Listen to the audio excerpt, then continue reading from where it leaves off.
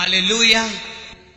Bible में भजन संहिता 65 उसकी 11 आयत में लिखा है कि तेरे मार्गों में परमेश्वर उत्तम पदार्थ पाए जाते हैं। कौन से उत्तम पदार्थ? जिन्हें आप लेना चाहते हैं, वो सामर्थ जिन्हें आप लेना चाहते हैं, वो छुटकारा जो आप लेना चाहते हैं, वो समझ, वो बुद्धि, वो आशीष, वो छुटकारा जिन्हें आप लेना चाहते हैं। बाइबल कहती है वो परमेश्वर के मार्गों में पाए जाते हैं। लेकिन बाइबल एक बात क्लियरली कहती है कि परमेश्वर के मार्ग कठिन मार्ग हैं। परमेश्वर के मार्ग पे चलने के लिए आपको अनुग्रह चाहिए। लिखा तेरे मार्गों में उत्तम पदार्थ पाए जाते हैं। लेकिन उन मार्गों पे चला कैसे जाए? जबकि यीशु मसीह कहते हैं कि मेरे मार्गों पे चलना आसान नहीं है, मेरा रास्ता कठिन रास्ता है। सब नहीं है जो मेरे रास्ते पे चल पाएंगे।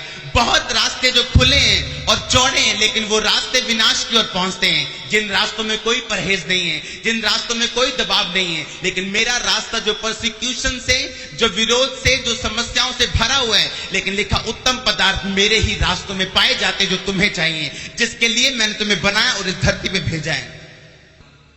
बाइबल कहती है उत्पत्ति 24 में, आपने अब्राहम के बारे में सुना कि अब्राहम को परमेश्वर ने कितने सालों की परीक्षाओं के बाद एक बेटा दिया जिसका नाम इसहाक था। उस इसहाक को फिर परमेश्वर ने बलि चढ़ाने के लिए बोल दिया अब्राहम को परखने के लिए। लेकिन बाइबल में लिखा अब्राहम एक एक करके अपनी परीक्षाओं से निकलता गया और परमेश्वर के करीब पहुंचता गया। उस विश्वास योग्यता को हासिल किया जिसके लिए परमेश्वर ने उसे अपने पास बुलाया था। एक दिन इसहाक बड़ा हो जाता है, वो छोटा बच्चा बड़ा हो जाता है और बाइबल कहती है अब्राहम को उसकी चिंता सताने लगती है कि अब इसहाक बड़ा हो चुका है, मैं चाहता हूं इसकी शादी हो जाए। और जब आप उत्पत्ति 24 उसकी 1 आयत से पढ़ते हैं, लिखा इब्राहिम वृद्ध था, यानी बूढ़ा था और उसकी आयु बहुत थी। और लिखा यहोवा ने सब बातों में उसको आशीष दी थी।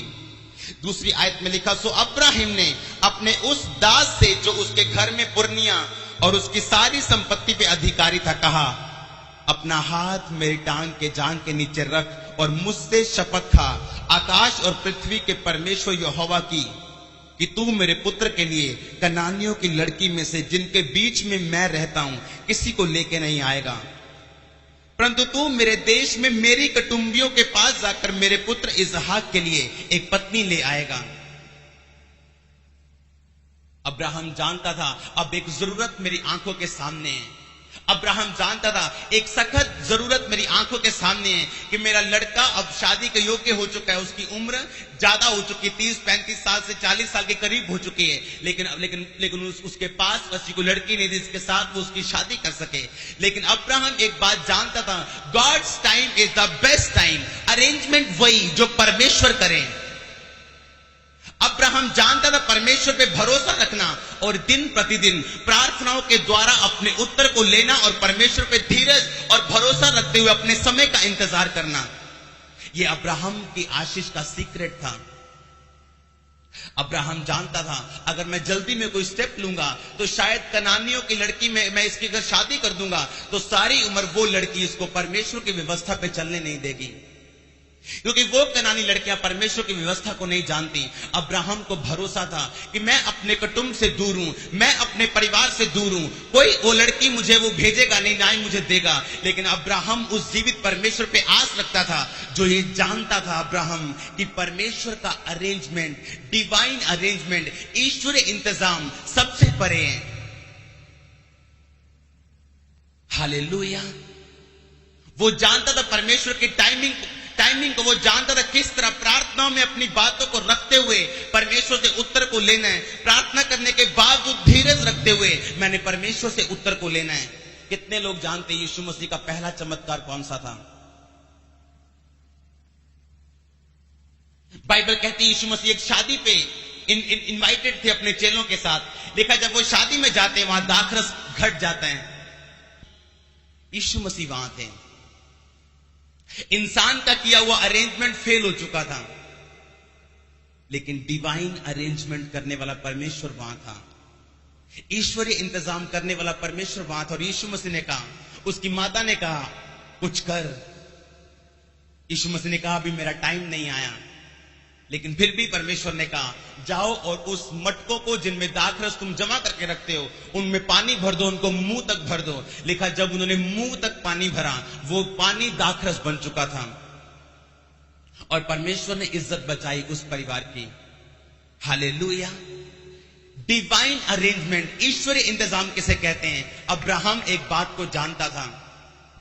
अब्राहम इस डेंजर को जानता था कि अगर इसकी शादी कनानी लड़कियों के साथ कर दी जाती है तो ये व्यक्ति, ये इसहाक जो परमेश्वर में अच्छा चल रहे हैं, बाइबल कहती है इसहाक को एक आदत थी, क्योंकि महान लोगों की आदतें महान होती हैं। शाम को वो परमेश्वर का ध्यान करने के लिए जाता था। ध्यान करने का मतलब ये नहीं कि एक वचन को बोलते रहना और ध्यान करना। ध्यान करने का मतलब अपने जीवन को परखना। ध्यान करने का मतलब मैं कहां और मैंने मुझ में कौन सी कमी है और प्रभु मेरे जीवन से क्या चाहते हैं, किस पवित्रता, किस धार्मिकता को, किस विश्वास को वो मेरे जीवन में चाहते हैं। लिखा इसहाक हर वक्त इन बातों को सोचता था और शाम को वो ध्यान करने के लिए मैदान में जाता था। अब्राहम इसहाक के जीवन को जानता था और वो उसके जीवन को खराब करना नहीं चाहता था। चाहे उसकी शादी में देरी हो रही थी, लेकिन अब्राहम एक बात जानता था, ये देरी भली है, इससे इसकी शादी कनानी लड़कियों के साथ कर दी जाए। आप जानते हैं परमेश्वर ने कहा अगर तू मुझ पे विश्वास करेगा मैं तेरे अंदर से जीवन जल का सोता बहाऊंगा। वो सोता क्या है?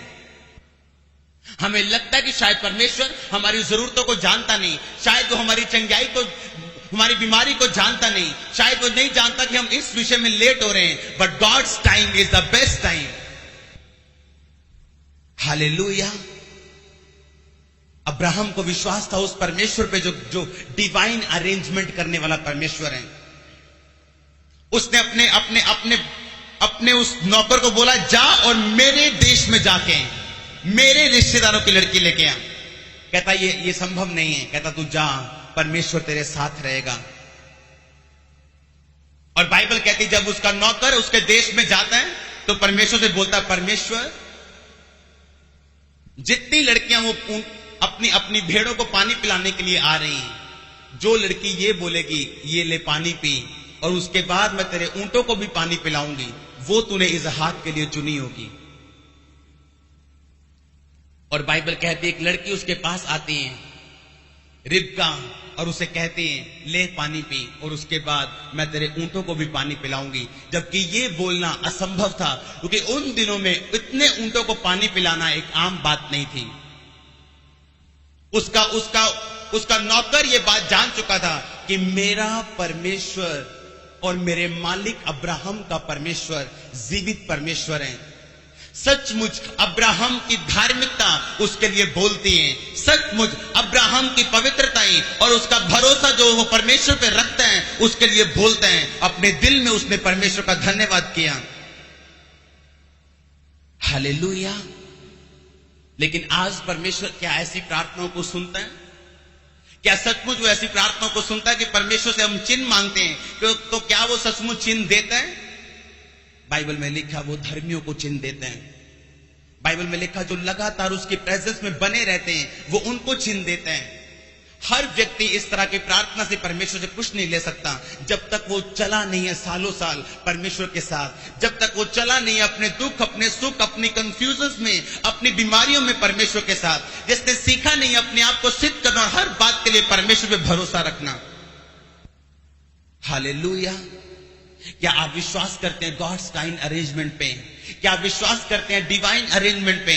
क्या आप विश्वास करते हैं कि परमेश्वर इंतजाम करेगा आपकी हर बात के लिए, आपकी हर चिंगाई के लिए, अगर आप उस पर भरोसा रखें और केवल उसी को पुकारें? अपने सर्कमस्टेंसेस, अपनी परिस्थितियों के सामने ना झुकते हुए केवल परमेश्वर के वचनों पे भरोसा रखें कि God's time is the best time और मेरा समय आ रहा है। हालेलुया। बाइबल में लिखा मूसा ने एक सांप को क्रूस पे चढ़ाया और उसने कहा जो सांप से डसा हुआ इस क्रूस की ओर देख लेगा वो बचाया जाएगा। ये परमेश्वर का डिवाइन इंतजाम था। लोगों के लिए ये मूर्खता थी कि कैसे अगर मरे हुए सांप को क्रूस पे चढ़ा हुआ देख ले तो जिसने जीवित सांप को जिसको डसा है वो कैसे उसको देख के बच सकता है। लेकिन ईश्वरीय इंतजाम आपके इंतजाम से बेहतर है। ईश्वरीय इंतजाम इंसान की समझ में कभी नहीं आ सकता। देखा तुम्हारी सोच में और परमेश्वर की सोच में जमीन और आसमान का फर्क है। इसलिए कहा भरोसा रख और इंतजार कर, क्योंकि यो यहोवा की बाट जोहेंगे वो नया बल प्राप्त करते जाएंगे। वो चलेंगे और थकेंगे नहीं, दौड़ेंगे और श्रमित नहीं होंगे। लिखा मूसा ने जब सांप को क्रूस पे चढ़ाया, जितने सांप के डसे हुए उस सांप को देखते थे, लिखा वो छुड़ाए जाते थे और उनको कुछ नहीं होता था। ये डिवाइन अरेंजमेंट था, ये परमेश्वर का इंतजाम था। परमेश्वर का इंतजाम जो इंसान की समझ से बिल्कुल परे है, जो इंसान की सोच के बिल्कुल विपरीत हैं, बिल्कुल उल्टा है। लेकिन एक मसीही व्यक्ति जो लगातार प्रभु पर भरोसा रखता है, वो जानता है एक ईश्वरीय इंतजाम उसके जीवन में सबसे उत्तम है। ईश्वरीय इंतजाम जो उसको कभी शर्मिंदा नहीं होने देगा, ईश्वरीय इंतजाम जो उसे कभी गिरने नहीं देगा। शायद लोगों ने दवाइयां मली होंगी, डॉक्टर और वैद्यों पे भरोसा रखा होगा, लेकिन परमेश्वर ने कहा मूसा, सांप को एक जहर वाले सांप को की प्रतिमा बनाकर उसको क्रूस पे टांग दे। उसकी प्रतिमा को जो कोई देखेगा सांप का डसा हुआ, वो हील हो जाएगा, वो चंगा हो जाएगा। ये ईश्वरीय इंतजाम था परमेश्वर का। हालेलुया। ईश्वरीय इंतजाम को वही लोग देख सकते हैं अपने जीवन में जिनकी आंखें खुली हैं, जिनके आत्मिक कान खुले हैं। अपने दिल में पाप को रिगार्ड देना, अपने दिल में पाप के लिए स्थान रखना और ईश्वरीय इंतजाम की आशा रखनी, आप एक मूर्ख व्यक्ति से भी बड़े मूर्ख बनेंगे। पाप को प्रैक्टिस करना और फिर परमेश्वर के डिवाइन अरेंजमेंट की आस रखनी। बाइबल में लिखा है, परमेश्वर तूने धर्म से प्रेम और अधर्म से बैर रखा है। अगर आप अधर्म से बैर और धर्म से प्रेम नहीं करते तो आप ईश्वरीय इंतजामों को कभी नहीं देख पाएंगे उस लेवल तक जिस लेवल के लिए परमेश्वर ने आपको अपने पास बुलाया। हालेलुया। कितने लोग हैं जो आंखों से चलना चाहते हैं, लेकिन कितने कम लोग हैं जो ईश्वरीय इंतजाम पे भरोसा रखते हैं। चाहे वो इंतजाम उनकी समझ में आए या ना आए, लेकिन वो जानते हैं, जो परमेश्वर पे भरोसा रखते हैं कि वही इंतजाम असली है, वही इंतजाम रियल है। बाइबल में लिखा है, परमेश्वर ने एक विधवा को धर्मी जाना। जब उसके दिनों में अकाल पड़ चुका था और घर में कुछ भी नहीं था, वो और उसका इकलौता बेटा मारे जाने वाले थे, कोई खाने के लिए कुछ नहीं था, लोग मर रहे थे, पशु मर रहे थे। लिखा परमेश्वर ने एक ईश्वरीय इंतजाम किया, अपने दास को वहां भेजा, भविष्यद्वक्ता को वहां भेजा और उसने कहा, तेरे पास जो भी है उसे मुझे दे, और वो रोटी जो एक कुप्पी में जो थोड़ा सा तेल और थोड़ा सा मैदा है, वो रोटी बना के मुझे खिला, वो पानी मुझे पिला। अगर एलिया की जगह मैं होता तो शायद ना कर पाता, क्योंकि ये करना एक बहुत ही एम्बैरेसिंग बात थी। लेकिन बाइबल में लिखा, उस विधवा ने वैसा ही किया जैसा उस भविष्यद्वक्ता ने उसको करने के लिए बोला, क्योंकि वो विधवा जानती थी एक डिवाइन अरेंजमेंट हो चुका है, एक ईश्वरीय इंतजाम हो चुका है। वो इंतजाम जो मैं नहीं कर सकती, वो इंतजाम जो मेरी आंखें मेरी समझ नहीं सकती।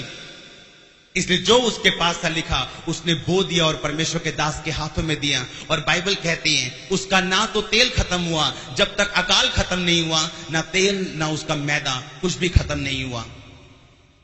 हालेलुया। वो डिवाइन अरेंजमेंट था, वो ईश्वरीय इंतजाम था जो परमेश्वर ने उसका किया था जब उसने परमेश्वर की बातों में भरोसा रखा था। क्या आप जानते आज ईश्वरीय इंतजाम कहां पे है? क्या आप जानते आज आप कैसे समझ सकते हैं कि परमेश्वर का डिवाइन अरेंजमेंट आपके जीवन में क्या है?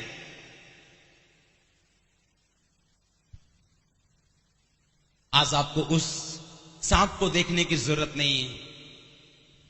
बाइबल कहती, परमेश्वर का क्रूस आज आपके लिए ईश्वरीय इंतजाम है।